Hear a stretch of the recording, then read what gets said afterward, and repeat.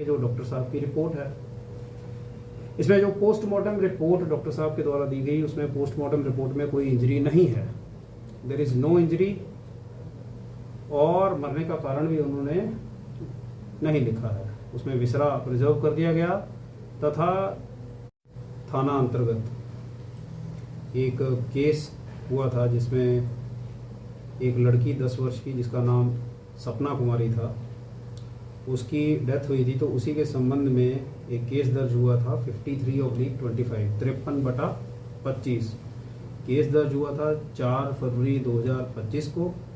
धारा थी 103(1) और 61(2) BNS।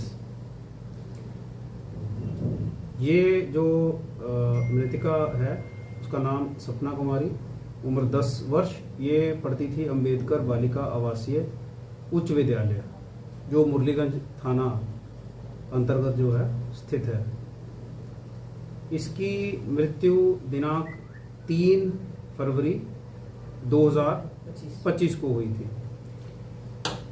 जब इसकी मृत्यु हुई थी तो इसकी तबीयत खराब बताई गई थी और ये भी बताया गया था कि इलाज के क्रम में इसकी मृत्यु हुई है। उसके उपरांत जो इनकी मदर हैं जिनका नाम विमला देवी है, पति का नाम प्रकाश ऋषिदेव, रहने वाले ये वार्ड नंबर 26 धीमा थाना बनमखी जिला पूर्णिया के रहने वाले हैं। इनके द्वारा एक लिखित आवेदन दिया गया था जिसमें इनके द्वारा बताया गया था अपने आवेदन में कि एक आपराधिक षड्यंत्र के तहत हत्या करने का आरोप लगाते हुए इन्होंने केस प्रतिवेदित करवाया था।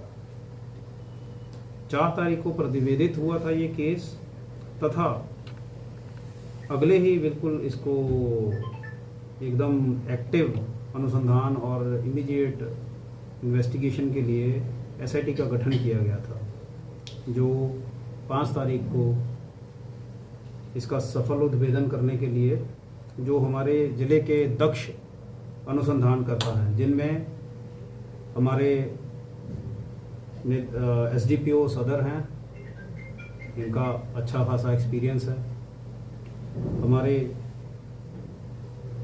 SHO इंस्पेक्टर अजीत जो मुरलीगंज थाना प्रभारी हैं, इंस्पेक्टर विमलेंदु जो सदर थाना प्रभारी हैं, और महिला इंस्पेक्टर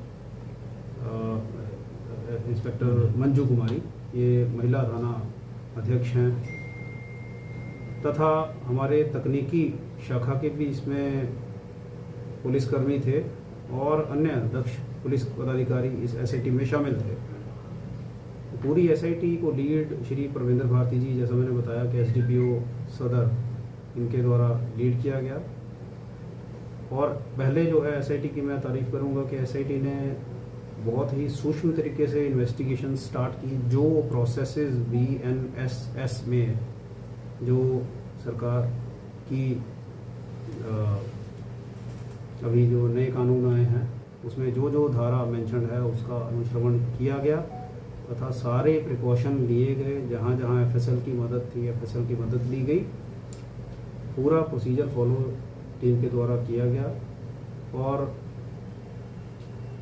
सूक्ष्मता से जो है एक एक साक्ष्य का अवलोकन किया गया। उसके बाद दिनांक जो 6 फरवरी का है, वहाँ पे जो घटनास्थल उसका डिटेल्ड निरीक्षण किया गया। अब इसमें कुछ जगह से, इनफैक्ट कुछ मीडिया से तथा जो यहाँ डॉक्टर साहब हैं उनके द्वारा ऐसा बताया गया कि लड़की का पोस्टमार्टम किया गया है और उसमें वेजाइनल स्वाब में इनके द्वारा स्पर्मेटोजोआ बताया गया। अब जो उल्लेखनीय बात हमारी SIT के द्वारा जांच में की गई, जो घटनास्थल का निरीक्षण किया गया, उस पूरा घटनास्थल के इन्होंने पाया कि वहाँ जगह जगह अनेकों कैमराज हैं। जहाँ लड़कियों का हॉस्टल है वहाँ भी कैमराज हर जगह अलग अलग एंगल्स पर मॉनिटरिंग करते हैं और CCTV कवर्ड कैंपस है वो पूरा। वो जो CCTV कैमराज है उनका अध्ययन बारीकी से किया गया और जो विधिवत डिफ़ॉल्ट प्रोसेस है कानून का उसको फॉलो करते हुए जहाँ जहाँ जब्ती की जानी थी वो की गई, जो DVRs हैं उनकी वो किया गया। इसमें जो घटनास्थल का निरीक्षण है तथा जो CCTV का अनुश्रवण है उसमें कोई संदिग्ध या सस्पेक्टेड एलिमेंट नहीं पाया गया। देन इन्वेस्टिगेशन आगे बढ़ी, जिसमें क्योंकि ये डॉक्टर साहब के द्वारा बताया गया कि ऐसा ऐसा तथ्य आया है, तो जितने उस परिसर में लोग थे, चाहे वो मेल थे, चाहे वो फीमेल थे, चाहे वो सपोर्टिंग स्टाफ थे, चाहे वो टीचिंग स्टाफ थे, चाहे वो हाउसकीपिंग स्टाफ था, चाहे वो सिक्योरिटी वाले थे, सबको अनुसंधान के घेरे में रखा गया।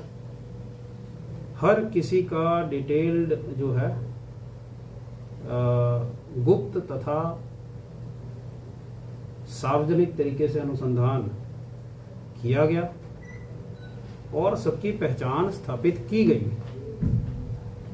इसी क्रम में कुछ जो बातें सामने आई वो ये था कि वहीं का उस जो परिसर है उसका कोई स्टाफ पहले से वहाँ पे चेंज हुए हैं।